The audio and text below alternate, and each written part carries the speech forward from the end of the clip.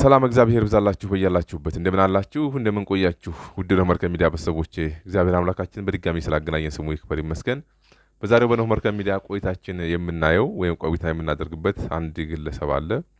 አንድ ግለሰብ ማለት እንግዲህ እግዚአብሔር በክብር ጠርቶት እሱ እንግዲህ የተጠራበትን ነገር ሰንግቶ በተራ ነገር ታታሎ የማይሆን ስራ የሰራ እንደው ከማጥፋቱ የበለጠ መጨረሻውንም ደግሞ ለንስሐ ሞት ባለመብቃቱ ማለት ነው።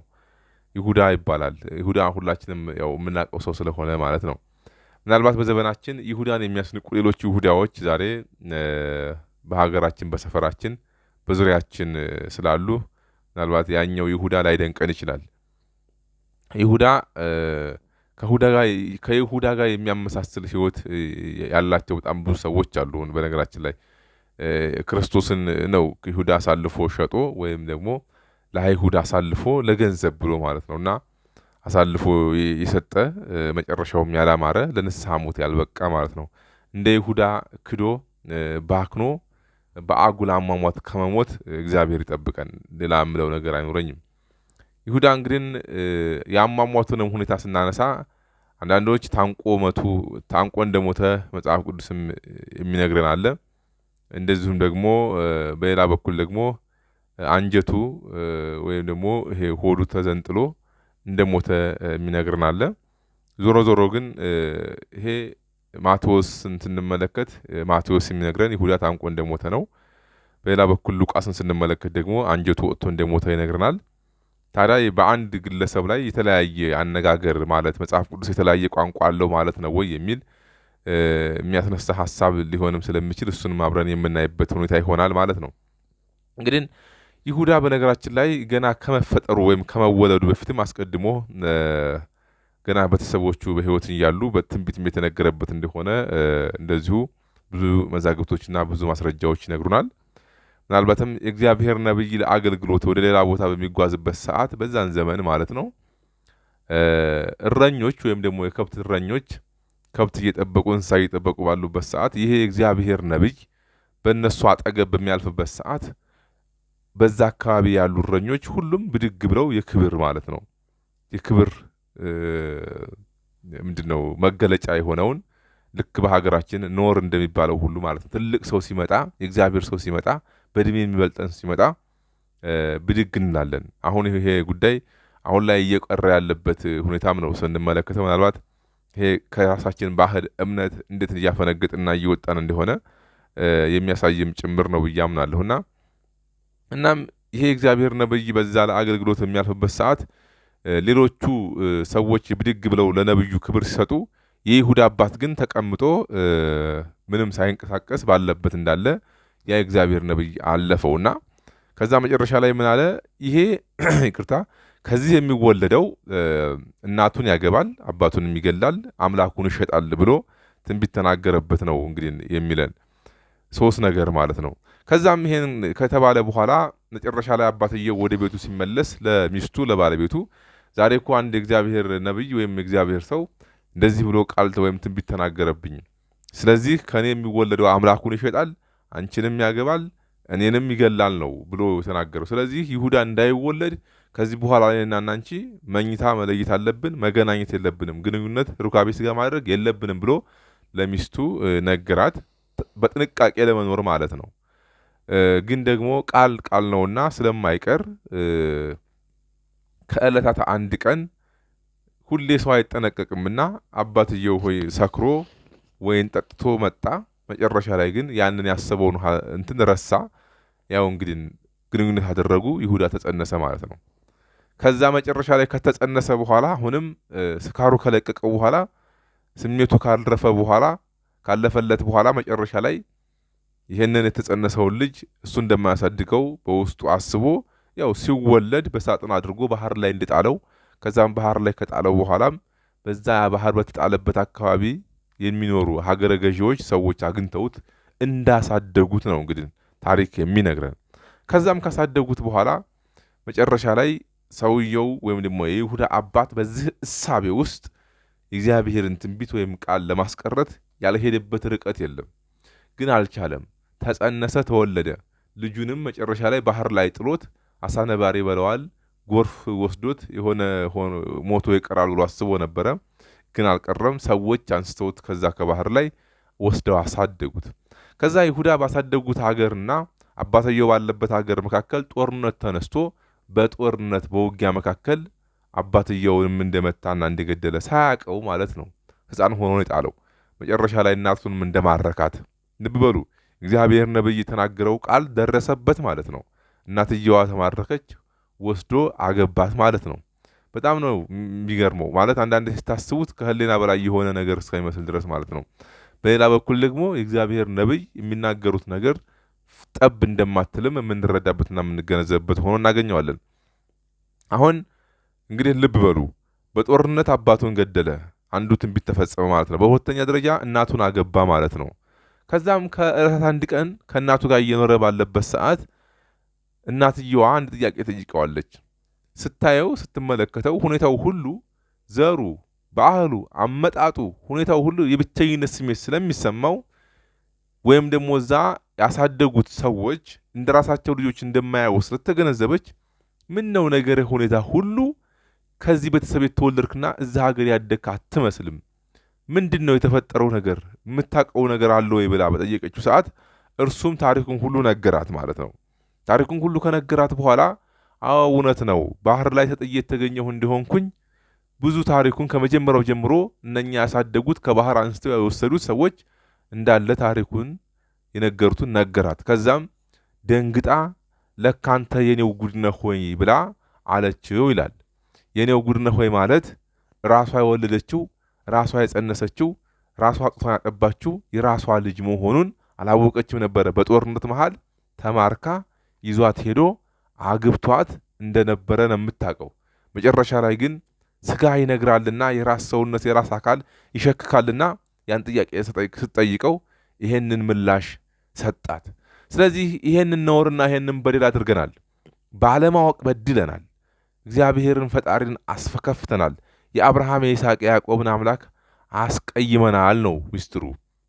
መጨረሻ ላይም ታዲያ እንዴት እናድርግ ብሎ ተመካከሩ። ከዚህ በኋላ ሳናቅ የሰራነው በደልና ኃጢአት አለ፣ እርሱን ሳናውቅ ሰርተናል። ግን ከዚህ በኋላ ኃጢአትን ይቅር የሚል ሲናዘዙለት ኃጢአትን የሚያስተሰርይ በኢየሩሳሌም አንድ ጌታ አንድ አምላክ ስለ ኢየሱስ ክርስቶስ ዜና ሰምተው ስለነበረ ወደ እሱ ሄደን ንስሐ መግባት አለብን፣ በደላችንን መናዘዝ አለብን። እርሱ ብዙዎችን ከኃጢአታቸው ይቅር እያላቸው ብዙዎችንም እየማራቸው ስለሆነ እኛም ከዛ መቀላቀል አለብን፣ ሄደን መጠየቅ አለብን ብለው እናትና ልጅ ተስማሙ ማለት ነው። ከዛን ሰዓት ጀምሮ ከዛ አብረው ከሚኖሩበት ከይሁዳም ከተማረከበት ሀገር ሁለቱም እናትና ልጅ ተሰደዱ ወይም ሄዱ፣ ወደ ክርስቶስ ሄዱ። ክርስቶስ ጋር ሲሄዱም ሁለቱንም ተቀበላቸው፣ የሰሩትንም በደል ይቅር አላቸው። በጣም ነው የሚገርመው። ይቅር ካላቸው በኋላ ንስሐ ከሰጣቸው በኋላ ከማራቸው በኋላ እናቱን ከ36ቱ ቅዱሳን አንስት ልጇን ይሁዳን ከ12ቱ ሐዋርያት ደመራቸው፣ ቀላቀላቸው። ከዚህ በኋላ ታሪክ ተቀየረ። ይሁዳም በይሁዳነት በሐዋርያነቱ እንዲቀጥል እናቱም ከ36ቱ ቅዱሳን አንስት መካከል ሆና መኖር ጀመሩ። አመል አይለቅም። ይሁዳ አመል አለበት፣ ገንዘብ ይወዳል፣ የገንዘብ ፍቅር አለበት። ከዛም በፊትም ታሪኩን ስንመለከት የገንዘብ ያዥም እንደሆነ ይነገርለታል። የገንዘብ ፍቅር ስላለበት አንድ ትንቢትም ስለቀረች በእርግጥ ይሁዳ አንዳንድ ሰዎች የሚናገሩን ነገር አለ። ክርስቶስ እኮ ይሁዳ እኮ ክርስቶስን ባይሸጠው ኖሮ አይሞትም ነበር ብሎ የሚላለ። ሲጀመር መጀመሪያውኑም ክርስቶስ ሞቶ ዓለምን እንደሚያድን ቃል የገባው ለአዳም ነው። እንግዲህ መጽሐፍ ቅዱሳችንን ስንመለከት ከልጅቶ ልጅ ያድንሃለሁ 5 ቀን ተኩል ሲለው በመጽሐፈ ቀለሜንጦስ ላይ ማለት ነው ለአዳም ቃል ገብቶለታል። ስለዚህ ገና አዳም ገና ይሁዳ ሳይፈጠር ቀድሞ ነው ክርስቶስ ሞቶ ዓለምን እንደሚያድን ገና አዳም ኢቭን ራሱ ሳይፈጠር ጭምር ቀድሞ እግዚአብሔር ዓለምን እንደሚያድን ቃል የገባበት ሁኔታ እናገኛለን ማለት ነው። ስለዚህ ዞሮ ምን ለማለት ነው? ይሁዳንም ከ12ቱ ሐዋርያት አደረገው፣ እናቱን ደግሞ ከ36ቱ ቅዱሳን አንስት አድርጎ ቀላቀላቸው ማለት ነው። የሚገርመው ነገር እናቱ በዛው በተመረጠችበት በተጠራችበት መንገድ ነው የቀጠለችው። ፍጻሜዋን በዛ ነው። ልጇ ግን እንደዛ ሆኖ አልቀጠለም። መጨረሻ ላይ አምላኩን ሸጠ። አምላኩን ከሸጠ በኋላ እንግዲህ በ30 ዲናር ከሸጠ በኋላ አስቀድሞ እሱ የሸጠበት ምክንያትም ከዚህ በፊት ክርስቶስ አይሁዶችን በተለያየ ተአምርና በተለያየ ምክንያት ከነሱ የተሰወረ ሊገሉት ሲሉ ሊያባረሩ ሊያሳድዱት ሲሉ ያጠፉ ሲሞክሩ በተአምር ከነሱ የተሰወረ ያመልጣቸው ይሰወርባቸው ስለነበረ የዛን ዕለትም እኔ ብሸጠው እሱ አሁንም ሊገሉት ሲመጡ ራሱን በተአምር ከነሱ ይሰውራል ብሎ አንደኛ ይሄን ስጋዬ ሐሳብ አስቦ ነበር ይሸጠው። ግን እንደተባለው አልሆነም። ሸጠው ከሸጠው በኋላ ስሙ አሳልፎ ሰጣቸው። እነርሱ ምናልባትም እንደውም ክርስቶስ ከሐዋርያት ጋር መልኩ ተመሳሳይ የሆነ ስለነበረ በተለይም ከዮሐንስ ጋር በጣም ለመለየት የሚያስቸግርም ስለነበረ አያውቁትም ነበርና ምልክት ይሆናቸው ዘንድ ስሙ አሳልፎ ሰጣቸው። ለነኛ ለአይሁድ ለክፉዎች ማለት ነው። ከዛን ሰዓት ጀምሮ እሱም ገንዘቡን ተቀብሎ ሄደ። እነርሱም ተውባይ ከልካይ በሌለበት ማንም ገሳጭ በሌለበት የሚያስተዋቸው በሌለበት ክርስቶስን ያን ሁሉ መከራ ያን ሁሉ ስቃይ ያን ሁሉ ግርፋት ያን ሁሉ በደል ያን ሁሉ ስቃይ ማንም ከልካይ ሳይኖር ማንም ተውባይ ሳይኖር እንደፈለጋቸው ተጫወቱበት። ግን ምስጢር ነበረው። ያን ሁሉ መከራ የተቀበለበት ለእኔና ለእናንተ ቤዛ ሊሆን ያ ግርፋት የኔና የእናንተ ግርፋት ነበረ።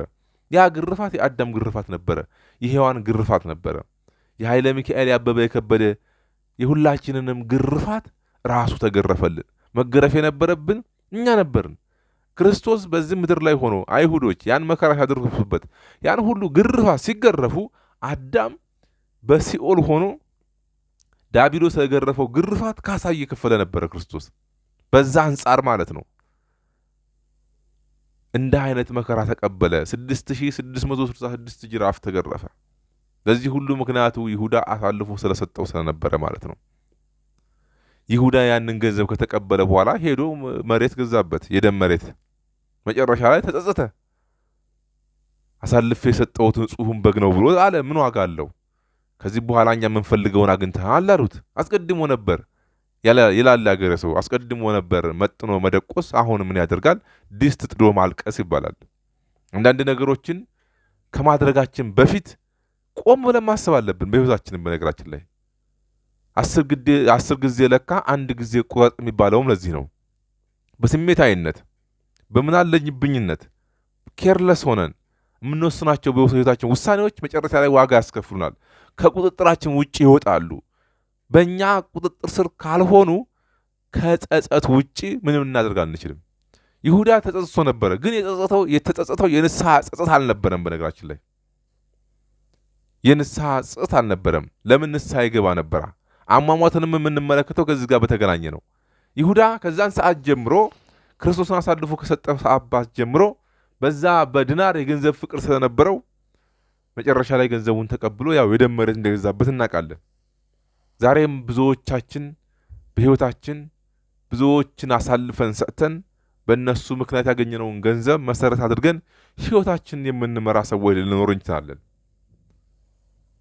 በብዙ መልኩ ዘርዝረን በማንዘልቀው መልኩ ብዙዎችን አሳልፈን የሰጠን፣ አንዳንዶች በእህቶቻቸው በወንድሞቻቸው ላይ መተት እያሰሩ ገንዘብ ለማግኘት የሚሰሩ ሰዎች አሉ። ለአንዳንዶች ደግሞ ጉድጓድ የሚቆፍሩ አሉ። የማይቆፍሩ ጉድጓድ የማይቧጥጡት ገደል ዳገት የለም። ሰዎችን አሳልፈው ለመስጠት ለዲያብሎስ ማለት ነው። በመተታቸው በድብትርና ብዙ የሚሰሩ እህቶች ወንድሞች አሉ። በዛ ምክንያት ሀብት ለማግኘት ይሁዳ ክርስቶስን አሳልፎ ስለሰጠ ብቻ 30 ዲናር አግኝቷል። ሀብት፣ ዝና፣ ዕውቀት ለማግኘት በሚል በእህቶቻቸው ላይ በወንድሞቻቸው ላይ ኮከብ የሚያስቆጥሩ ብዙ ሰዎች አሉ። በነገራችን ላይ አሳልፈው የሚሰጡ ወገናቸውን፣ እህታቸውን፣ ወንድማቸውን ይጠይቃሉ። ፍጻሜያቸውም አያምርም። ከዛን ሰዓት ጀምሮ ይሁዳ ይሄን ካደረገ በኋላ ንስሐ መግባት ፈለገ። በእርግጥ ይሁዳ በነገራችን ላይ ክርስቶስ ወደ ሲኦል ገብቶ ነፍሳትን ጠራርጎ ሲያወጣ አብሬ ያወጣኛል ብሎ ይሄ የብልጠት ክርስትና የብልጠት እምነት ማለት ነው። በብልጠት ለመጽደቅ አስቦ ክርስቶስን ሸጦት ከሞተ በኋላ ከዛ ሲኦል ገብቶ ነፍሳትን አውጥቶ ወደ ገነት ሲያስገባ እኔንም አብሮ ያስገባኛል ብሎ አስቦ ስለነበረ ቶሎ ሮጦ ለመታነቅ ነው ጥረት ያደረገው፣ ንስሐ ለመግባት አይደለም። ከዛ ታንቀህ ከመሞትህ በፊት ንስሐ ግባ አለችው ዛፏ። ልክ የበለዓምን አህያዋ ንስሐ ወይም ደግሞ አፏን አውጥታ እንዳናገረችው በኦሪት ዘኍልቍ ላይ እንደምናገኘው ማለት ነው። ለርግማን በሚሄድበት ሰዓት አህያዋ አንደበት አውጥታ ተናግራው ነበረ። ታውቃላችሁ፣ አልሄድም ብለው ነበረ። ይሄድበት የነበረው ዓላማ እስራኤልን ለመርገም ስለነበረ ማለት ነው። መርገም ደግሞ አይችልም የእግዚአብሔር ሕዝቦች ስለተባሉ ማለት ነው። አህያ አፍ አውጥታ ተናገረች። ስለዚህ አህያዋ አፍ አውጥታ ተናገረች ስንል ዛሬ ዛፉ ለይሁዳ አፍ አውጥታ ተናገረች ንስሐ ግባ አለችው ስንል መጽሐፍ ቅዱስ ላይ የት ነው የተጻፈው ብሎ የሚል ሞኝ ስለማይጠፋ ብዬ ነው። የቢታንያ ድንጋዮች ክርስቶስን አመሰገኑት፣ ሆሳዕና በአርያም እያሉ ተናገሩ ሲባል ስነ ፍጥረት ለእግዚአብሔር እንዲህ አይነት ምላሽ ሰጠ ሲባል መጽሐፍ ቅዱስ ሁሌ መጽሐፍ ቅዱስ ምዕራፍና ቁጥርን ካላገኘ ያ ነገር እውነት የማይመስለው ሰው ስላለ ይሄ ቋንቋ ለኦርቶዶክሳዊ ችግር የለበትም።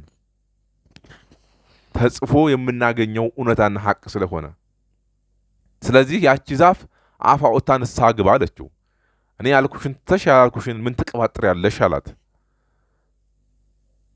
ዛፍ ንስሐ ግቡ ብሎ ለእኔና ለእናንተ መዳን እግዚአብሔር በዛፍ ላይ እንኳን ሁሉ አድሮ ተመስሎ እንደሚናገር አህዮቹን እንደሚያናገር የራሱ ስነ ፍጥረት ናቸው። ምንም ጥያቄ ውስጥ የሚገባ አይደለም። ለእግዚአብሔር የማይታዘዝ ነገር የለም። ውሃው ይታዘዛል፣ ባህሩ ይታዘዛል፣ ሁሉ ነገር ይታዘዝታል እግዚአብሔር። ስለዚህ ይሁዳ ታንቆ ራሱን አሳልፎ ቶሎ ሲኦል ገብቶ ክርስቶስ ዓርብ ዕለት ተቀብሮ በመቃብር አድሮ ወደ ሲኦል ወርዶ በአካለ ነፍስ ነፍሳትን ከማውጣቱ በፊት አብሮ ሊቀላቀል ይሄ የብልጠት ክርስትና ማለት ነው። አንዳንድ ሰዎች አሉ በብልጠት በቤተ ክርስቲያን ማገልገል የሚፈልጉ አንድ እግራቸው ቤተ ክርስቲያን አንድ እግራቸው መንፍቅና ውስጥ ሆኖ ሰሞኑን ስንነጋገራባቸው የነበሩ በርካታ ሰዎች እንዲህ አይነት በብልጠት መጽደቅ የሚፈልጉ ሰዎች አሉ። ከዛም ከዚህም እያሉ በሁለት ማለያ የሚጫወቱ ይሁዳም 30 ዲናሩንም ይዞ ሲኦል ገብቶ ደግሞ ገነቱም እንዳይቀርበት በሁለት ማለያ ለመጫወት የሄደበትን ርቀት ነው እየነገርኳችሁ ያለሁት። ዛፍ ላይ ወጥቶ ሊሰቀል ሲል ዛፏ ንስሐ ግባ አለችው። ሊሰማት አልቻለም። አስቀድሞ ከእናቱ ጋር አብሮ ጠርቶ እናቱን ከ36ቷ ቅዱሳን አንስት እሱን ደግሞ ከ12ቱ ሐዋርያት ቀላቅሎት ደምሮት በዛ ክብር መቀጠል አልፈለገም። ዛሬም በሀገራችንም በዓለማችንም ብዙ ከሃዲዎች አሉ። በነገራችን ላይ አይድነቃችሁ ክርስቶስ እግር ስር ቁጭ ብሎ የተማረው ይሁዳ እንኳ ሳይቀር ክዷል። ራሱን እግዚአብሔርን ያክል አምላክ ሆኖ አሳልፎ የሸጠው ማለት ነው። ስለዚህ ዛሬ ቤተ ክርስቲያን ላይ ብዙ ነገር ብትሰሙ የሚደንቅ ጉዳይ አይደለም ነው። ክርስቶስም ይሄን ያስተማረንም አንዱ አይድነቃችሁ ለማለትም ጭምር ነው። የይሁዳ ታሪክ እንደዚህ ሆኖ የተጻፈውም ማለት ነው። ዛፉ 2 ጊዜ 3 ጊዜ ሲሰቀልበት እምቢ አለው፣ አልዝም አለው። ግን ጥል እያለ መውደቅ ጀመረ። መጨረሻ ላይ ግን ደጋግሞ በሚሰቀልበት ሰዓት ከተሰቀለበት ዛፍ ላይ ወድቆ አንጀቱን ወጋው። ሆዱ ማለት ነው ተዘነጠለ። መጨረሻ ላይ ሰዎች ሆዱን 12 በፋሻ ወይም በፋሻ እንደሚታሰረው ሁሉ ልክ አሁን ህግና ቡና ቦታ ስትሄዱ በፋሻ ቁስል ካለ ይታሰራል። በዛን ዘመን ደግሞ ለሱ በፎጣ ነገር በሻሽ ነገር 12 ወደ ቤት ወሰዱት። ተኛ አልጋ ላይ። መጨረሻ ላይ ተኝቶ አልጋ ላይ የማቀቀ ባለበት ሰዓት ንስሐ ግባ ሲባል እምቢ ብሏል። ዛፏ ንስሐ ግባ ስትለው ያሉሽን ትተሽ ያላሉሽን ይልቁንስ ዛፉ ላይ ገመዶን በደንብ ያዥልኝና አንቀሽ ግደይ ነው እሱ ምሳሌው። እሱ እየተናገረ ያለው ይሄን ግን ልታደርግልት አልቻለችም። ንስሐ ግባ አምላክህን ሸጠሃል እያለችው ነበረ። ዛሬ ሁላችንም እንደዚሁ ይነገረናል። ንስሐ ግቡ እንባላለን፣ በተለያየ መልኩ እንማራለን፣ ግን አንገባም። እምቢን አንዳንዴ ጆሮአችን ሁሉ ለምዶት ይሄ ነገር ምንም እስከማይመስለን ድረስ በእንደዚህ አይነት ህይወታችን የምንገፋ እህቶች ወንድሞች ልኖር እንችላለን። ይሄ ማጋነን አይደለም። ንስሐ ስለሚጠቅመን ነው ንስሐ ግቡ የሚባለው። እንደ ጴጥሮስ ክዶ መጨረሻ ላይ ጴጥሮስ እንደምታስታውሱት ቅዱስ ጴጥሮስ ክርስቶስን ክዶት ነበረ። መጨረሻ ላይ ግን ንስሐ ገብቶ ነበረ። ይሁዳም ክዶ ነበረ፣ ግን እንደ ጴጥሮስ ንስሐ መግባት አልቻለም። አዳምም ክዶ ነበረ። አዳም ንስሐ ገብቷል፣ ተጸጽቷል። ዳቢሎስ ክዷል፣ ግን ተመልሶ ንስሐ መግባት አልቻለም፣ መጸጸትም አልቻለም። ልዩነቱ ይሄ ነው። ትልቁ ያ ምስጢር መካዱ ጋር አይደለም ያለው፣ ክዶ ግን በዛው ቀጠለ ወይስ ንስሐ ገባ የሚለው ጋር ስለሆነ ማለት ነው መሰረታዊ ነገር። ስለዚህ እምቢ አለ፣ ሞተ እላችኋለሁ። መጨረሻ ላይ ቅድም እንዳልኳችሁ ከዛፍ ላይ ወድቆ ሞተ። ቅዱስ ማቴዎስ ይሁዳ በዛፍ ላይ እንደተሰቀለ እንደተንጠለጠለ ይነግረናል። ቅዱስ ሉቃስ ደግሞ አንጀቱ ተወግቶ እንደሞተ አንጀቱ ተዘርግፎ እንደሞተ ይነግረናል። ሁለቱም ተመሳሳይ ነው። ዛፍ ላይ መሰቀሉን የነገረን ማቴዎስ ነው። ከዛፍ ላይ ወድቆ ደግሞ ሆዱ መዘንጠሉን ደግሞ ቅዱስ ሉቃስ በግብረ ሐዋርያት ላይ የነገረን እሱ ነው። ስለዚህ ሁለቱም ተመሳሳይ ነው። የተለያየ ቋንቋ አይደለም የተናገረው መጽሐፍ ቅዱስ ለማለት ነው። ተሰቀለ፣ ከተሰቀለበት ዛፉ ተገነጠለ፣ ወደቀ፣ መሬት ላይ የሆነ ነገር ወጋው፣ ድንጋይ ወይ እንጨትም ወጋው፣ ሆዱ ተዘረገፈ ማለት ነው። ከዛ ሰዎች ለጊዜው አስረውለት ቤቱ አስተኙት። መጨረሻ ላይ ያ የሰቀልከው ያ አሳልፎ የሰጠው የሸጥከው ኢየሱስ ክርስቶስ እኮ ተነስቶ አረገ አሉት። በድንጋጤ ካልጋው ላይ ተነስቶ ሲሄድ ማለት ነው ወደ ውጪ በር ላይ ሲሄድ የበሩ መቃን መቶት ድጋሚ ወደቀ። መጀመሪያም ምክንያት ነበረው፣ ቁስል ነበረው፣ ሆዱ ተዘንጥሎ ነበረ። መጨረሻ ላይ ዘው መቃኑ ሲመታው የክርስቶስን ትንሣኤና ማረጉን ሊያይ ሲሄድ ዜናውን ሲሰማ ወድቆ በዛው ሞተ ማለት ነው። ከእንደዚህ አይነት ፍጻሜ እግዚአብሔር ይጠብቀን። ከእንደዚህ አይነት ፍጻሜ እግዚአብሔር ክርስቶስ ይጠብቀን። እውነት ለመናገር አምላክን ያክል ነገር እስሩ ሆኖ ከሱ ብዙ ነገር ማግኘት ሲገባው ለ30 ዲናር ብሎ በእንዲህ አይነት መልኩ ዘላለማዊ ሕይወት ማጣት ምን ያክል አሳዛኝ ሕይወት መሰላችሁ። ዛሬ ብዙ እህቶች ወንድሞቼ እንዳልኳችሁ ቤተክርስቲያን አሳልፈው የሸጡ ብዙ ሰዎች አሉ። ለምዕራባውያን አሳልፈው የሰጡ የቤተክርስቲያን አገልጋዮች አሉ። ለመንግስት ለካድሬ አሳልፈው የሸጡ ብዙ አገልጋዮች አሉ። ቤተክርስቲያኒቱን እንደ ይሁዳ ማለት ነው። በምን አይነት መንገድ የምናየው ስለሆነ የምናውቀው ነገር ስለሆነ ቤተክርስቲያናችንን ለመከፋፈል የሚሰሩ ቤተክርስቲያን አሳልፈው ለመሸጥ የሚሰሩ ብዙ ሰዎች ይሁዳዎች አሉ። አሁን በዘመናችን ፍጻሜያቸው በ30 ዲናር ክርስቶስን ከሸጠው ይሁዳ ያነሰ አይደለም፣ ምናልባትም የባሰ ቢሆን ነው። እንደውም አሁን ላይ ይሁዳን የሚያስንቁ ይሁዳዎች ናቸው ያሉት በነገራችን ላይ። ስለዚህ እኔና እናንተም ከይሁዳ መንገድ ፈቀቅ ብለን የይሁዳን ትምህርት ከይሁዳ አስተምሮ ከይሁዳ መንፍቅና ከይሁዳ አፍቅሮተ ገንዘብ ነው የሚባለው ገንዘብ ከመውደድ ራሳችንን መለስ አድርገን ፍጻሜያችን እንደ ይሁዳ እንዳይሆን እንደ ቅዱስ ጴጥሮስ እንዲሆን። ለምን ቅዱስ ጴጥሮስ ክዷል። ግን ቅዱስ ጴጥሮስ የካደበት መካድ ማለት በነገራችን ላይ ምን አይነት ነው የሚለውን ብንመለከት ኢቭን ሰይጣናዊ የሆነ ክደት አይደለም። ይቅርታ ያው እንግዲህ እንቅስቃሴ ስላለ ነው፣ ለዛ ነው ጉሮሮዬን እንትን የሚለኝ። ስለዚህ ሁላችንም ለንስሐ ቦት ያብቃን እግዚአብሔር አምላካችን። እንደ ይሁዳ ፍጻሜያችን እንዳላማረለት እንደዛ እንዳይሆን እግዚአብሔር ይጠብቀን፣ አሟሟታችን ያሳምርልን፣ ለንስሐ ቦት ያብቃን የሚለው እንግዲህ ከዚህ በላይ የሚጨምረው ነገር የለኝም። ቢሰራልን ብላችሁ የምትሉት ሐሳብ ካለ ኮመንት ላይ ማስቀመጥ ትችላላችሁ። ስለ መላእክት ብሎ የጠየቀኝ አንድ ሰው አለ ኮመንት ላይ። ቀጣይ በሱ ላይ እንደዚሁ እንነጋገራለን። ለወደፊትም እንዲህ አይነት ሐሳቦችን እያነሳን ቆይታ ለማድረግ እንሞክራለን። በድጋሚ እስከምንገናኝ መልካም ቆይታ እንዲሆንላችሁ እመኛለሁኝ። ይቆየን።